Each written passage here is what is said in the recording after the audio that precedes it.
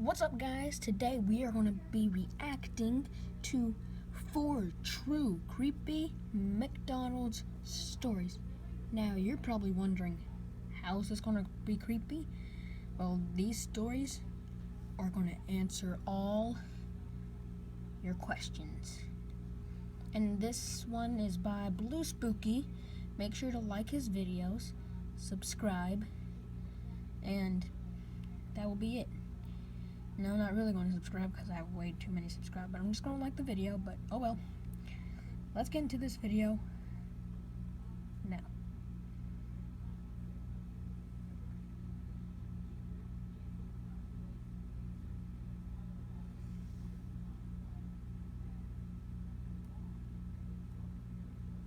Just an intro.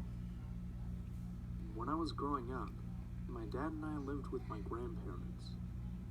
My parents had me while they were teenagers, and my dad got full custody because he lived with my grandparents, and my mom was just living with random friends, going from house to house every few weeks. I was the daughter my grandparents never had, and they doted on me. When I was 6, my grandpa passed away from cancer. This story takes place about 5 months after he passed. That's sad for the grandpa. That's sad. That's really actually sad. Well, this is supposed to be scary. I hope this doesn't turn into like a try not to cry video. I probably won't, but that part kinda. You might get a little skeptical about the whole horror story here. This was, I believe, on a Saturday, and my dad was at work. My gram decided to take me to McDonald's for lunch, and like any 6-year-old, I was really excited. So we go down to the McDonald's that was about 1.5 miles from our house, order our lunch, and sit down at a table to eat. At the time, we were the only ones eating inside. About 10 minutes after we sit down, though, a scraggly-looking man walks in, orders a meal, and sits down at the table diagonally in front of us to the left. The area we lived in was middle and upper class, so this guy looked pretty out of place. Graham had her back to him, but I could see him perfectly. This man was in at least his mid-50s, with really wiry, scraggy, and dirty white hair and a beard. He had on blue shorts and a white t-shirt, also kind of dirty, and sandals. It's amazing. This happened 21 years ago, but I can remember it like it was yesterday. So I noticed that under the table, this man had something dark, pink, and wrinkly in his lap, and he kept glancing at me and rubbing it every few seconds. In kindergarten, we learned about stranger danger, good touch, bad touch, and learned which... That's good.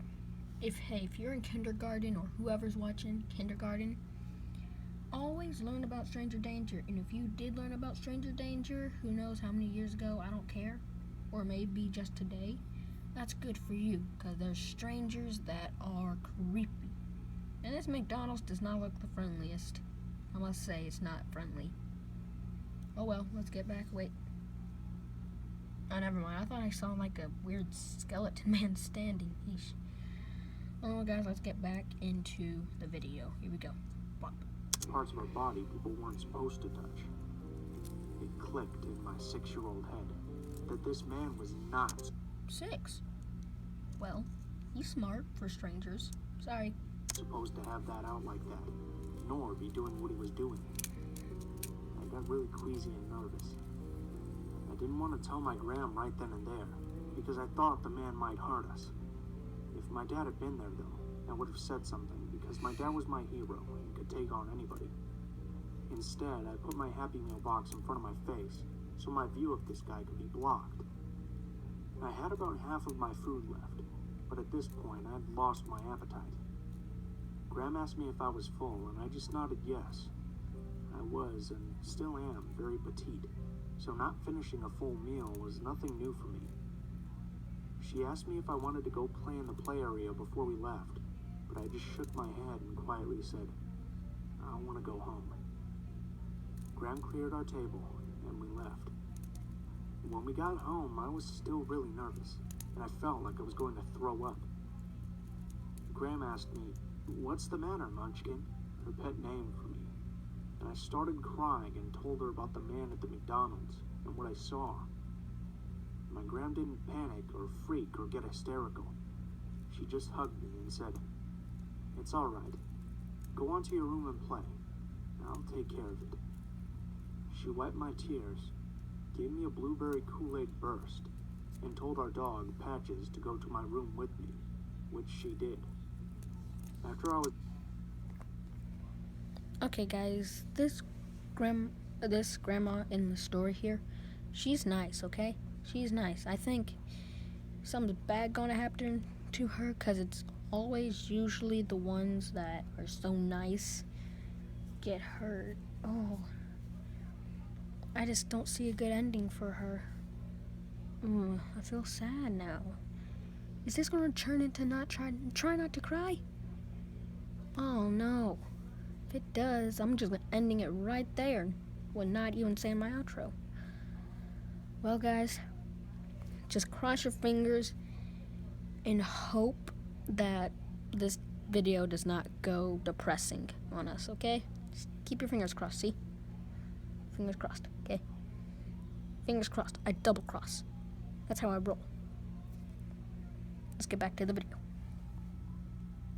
out of earshot, Graham called the McDonald's and told them about this guy. Turns out he was still there. The manager told Graham he'd take care of it and call her back. An hour later, the manager calls back and tells Graham they called the police, who showed up in record time and arrested the guy. When the police told the man to stand up, his franken beans were still hanging out of his shorts. The manager also told Graham that she could bring him back for a month's worth of coupons for free Happy Meals. I have another story about a weirdo that happened a few years later, and this time my dad was there. And believe me, what my dad did to him was not pretty. But that's a story for another time. Oh, Dad getting up all in there, hunting the bad guy. Dad's rule. Yeah, they rule.